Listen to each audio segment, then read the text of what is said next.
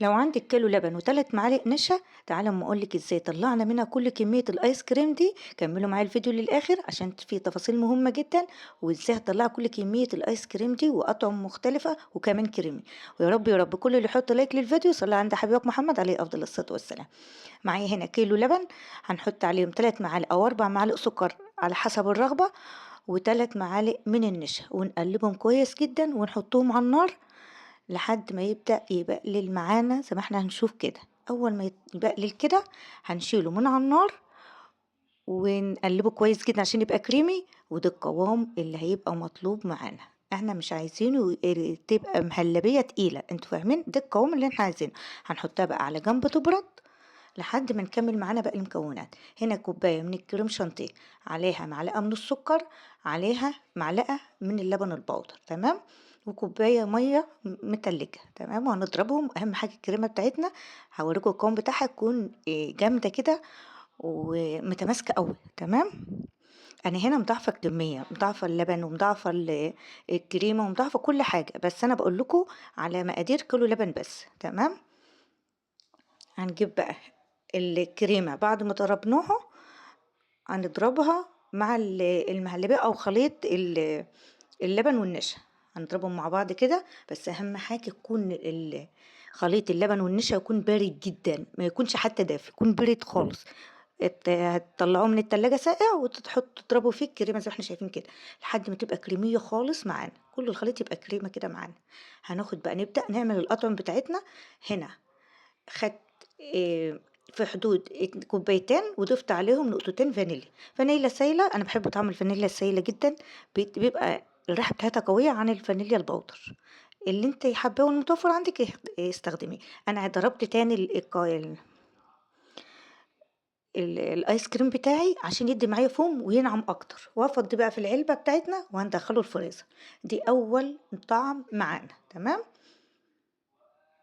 هنعينه بقى في الفريزر، اي علب متوفره عندك بتتقفل كده عشان ما يعملش معانا كريستالات تلج. بصوا الكميه اللي انت محتاجاها، انا مش هحدد معاكم كميه تعملي ايه، تمام، على حسب الطعم اللي انت حباه. بتكتري بتاخدي كميه وبتحطيه في الطعم، تمام. انا هنا خدت في حدود كوبايه وضفت عليها كوبايه صغيره من عصير الليمون اللي عليه سكر، العصير الليمون متضاف له سكر. وهنا بقى هاحط نقطتين من اللون الأخضر ونقطتين من اللون الأصفر عشان يدّي معانا لون الليمون كده اللي بيبقى مشبّح، والأخضر والأصفر كده، اللون اللي هتشوفوه قدّامكم ده، لون الليمون كده المخضر الفاتح ده، تمام. أنا باحب أعمل الليمون بالطريقة دي وبادّي له اللون كده. هنبدأ برضه نفضّيه في علبة زي ما إحنا شايفين كده وندخّله برضه الفريزر.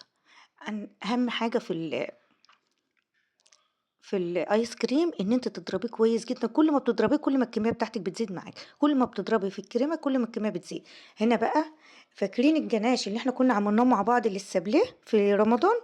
كان فايض عندي، دي جناش لوتس اللي إحنا كنا عاملينه، كنا برضه عاملين زبدة اللوتس مع بعض وعملنا أصناف كتير من الجناشات عشان السابليه وحشو حاجة رمضان. كان فايض بقى عندي حاجات من دي، حبيت بقى كلها ألمّها وأضيفها واعمل منها أطعم للآيس كريم. هنا بقى ضفت لون أصفر كمان عشان يدي معايا اللون، يعني ايه زي لون زبدة اللوتس كده عشان يبقى باين فرق بينه وبين الفانيليا، تمام. طبعا هو يبقى في فرق في الطعم، بس انا كنت حابة عشان يدي فرق كده في اللون كمان ويبقى معروف وانا بقدمه. لو انت بقى مش عندك القطم او الجناشات اللي انا هستخدمها النهارده، ففي فيديو انا منزله ازاي تضيفي فاكهه نفس يعني الطريقة مشابهة. هنا بقى كنت عاملة معاكم برضو صوص المانجا وصوص الفراولة برضو في رمضان ومنزله لكم الفيديو، فكان فاضل عندي وكنت محتفظة بيهم في الفريزر، كل الحاجات دي كنت محتفظة بيها في الفريزر، فطلعتها قبل ما اشتغل عشان ايه اشتغل بيها. زي ما انا قلت لكم انتوا بتاخدوا كمية الكريمة اللي احنا مجهزينها مع بعض وبتضيفوا عليها الطعم اللي انت حباه، طبعا بيبقى فيه نسبة وتناسب، تمام، عشان يديك الطعم اللي انت حباه. لو كترت الكريمة مش هتدي معاك الطعم لما تحط عليها الصوص.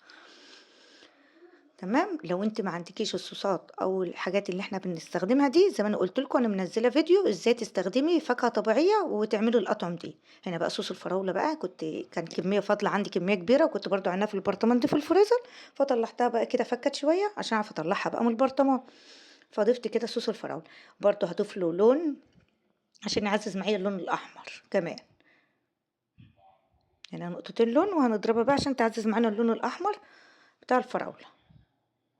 بس بصراحة طعم الصوص الفراولة اللي احنا كنا عاملينه والمانجا رهيب، رهيب اكنها جايباه احلى من الجاز، بصراحة احلى من الجاز بكتير. شوفوا الفيديو وهتلاقوا طريقته سهلة جدا ومش مكلف خالص خالص خالص، وارخص بكتير بكتير بكتير عن اللي بنشتريه من بره.